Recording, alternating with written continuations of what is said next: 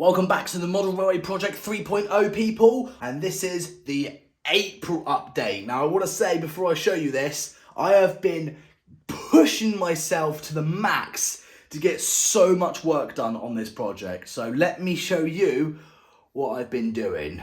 So in my head, I had this brilliant idea of having an upper level for this model railway project. So what I've gone for is these polystyrene inclines. I don't actually know what they're called, but I had to buy 4 of these, 2 on this table and 2 over there. So each set cost me about £30 to £40. And yes, you've guessed it, this is no cheap project. But I've hurt myself quite badly with this hand. I've stabbed myself like a million times and cut myself a few times. I mean, you can see of all these like horrible marks I've got on my knuckle and fingers and stuff, and I've got extremely dirty fingernails. Ugh. But like, you know, that's what arts and craft does to your fingernails. It makes them extremely dirty. At the moment, I'm just waiting for this track to dry. I've put a little bit of PVA glue down just to give it the cork a little bit more extra support. So I'm going to leave that to dry overnight. Now over here, as you guys might have seen my YouTube short where I was actually painting this station, what I've done, as you've noticed, I've got a bridge now cutting over across the entire station. I'm so pleased with how that's turned out. Now, obviously, I will be adding detail to the bridge, but obviously, this is just its skeleton phase before I can actually add some detail to it.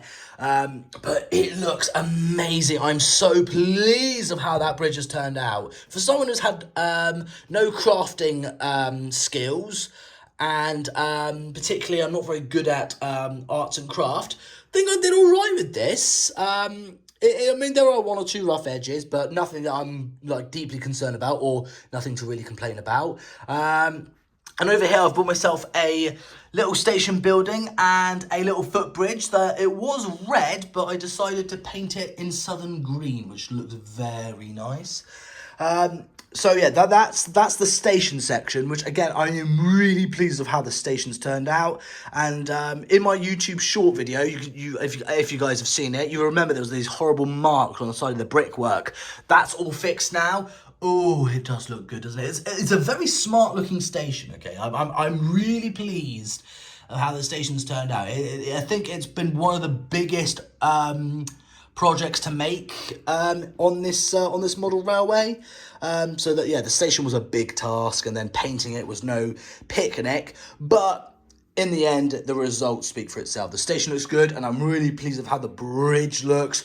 That's come along really nicely. And also, I've got an idea to fill in these gaps. What I've done is I've bought some of these cardboard flat pack wall things. Now, I've only made 4 of these so far, and I've got about 20 to make. But what's going to happen with these guys is they're going to sit here against the wall, so they're nice and flush.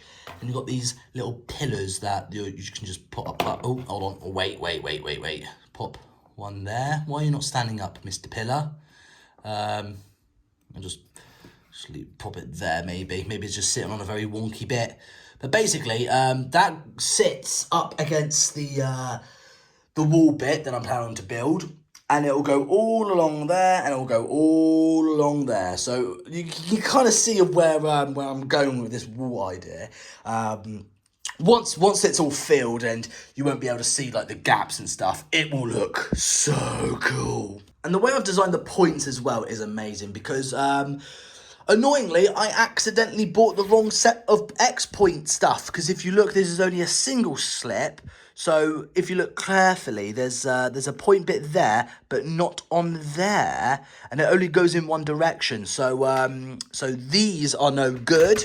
So I had to go back to AC Models and buy some double slip points. So if you actually look carefully, if I flip the points, so you've got like another section here and another section there, you see. So these are the points that I needed in the first place, but for these points, they only go off in one direction, because look carefully, they don't have another point bit there, do they? No, because these are single slips, and we needed the double slip. So we've got a double one there, and a double one there. Now, it was an expensive mistake, because these points are about 50 to 60 quid each.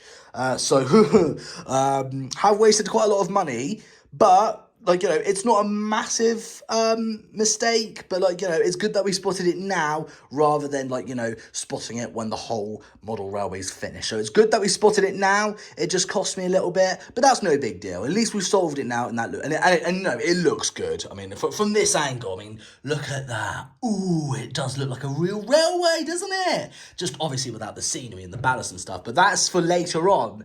Now, over on this section, a lot more progress has happened here. It's just exactly the same as that table, except over here, what I've done is I've covered it with paper, with newspaper and PVA glue and water, so that's in the middle of still drying. Now, this isn't necessarily to give it strength. This is just necessary to fill in the little cracks and gaps, or when I do put the ballast on, they won't fall down the cracks, so they won't just go.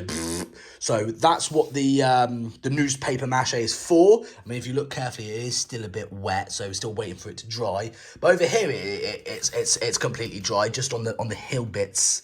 Like over there, for example, in here, like that's all still wet. I mean, you can tell because the newspaper's a lot more darker than these ones. But this is completely dry. But what I'm going to do next is get some those plaster bandage things and dip them in water and then just cover them on and basically turn this into a nice smooth hill. That is my next plan. And I've got an idea for this up slipway bit, because I was thinking of adding rocks there, but then I thought to myself, it'd be cool to have like overgrown like vines like coming down from the side, but I'm not quite sure yet. But like, you know, if you guys have any ideas, please let me know in the comment section down below of what you think I should add to this model railway, because it's nice to hear what you guys have, because you guys have some brilliant ideas.